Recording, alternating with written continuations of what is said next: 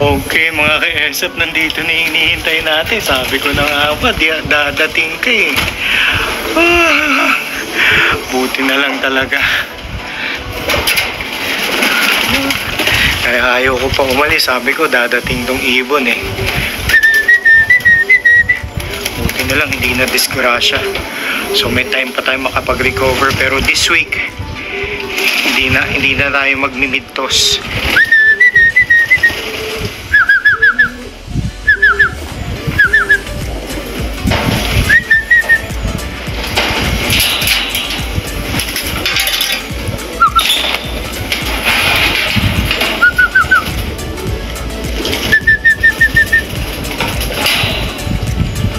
Pasok na, pasok.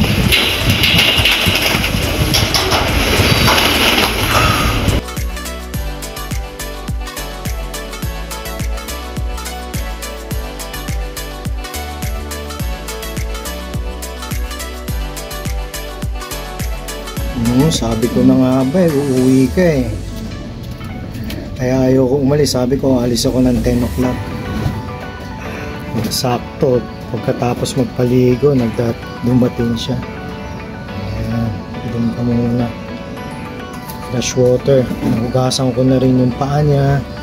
Tsaka yung pagpakain na rin tayo.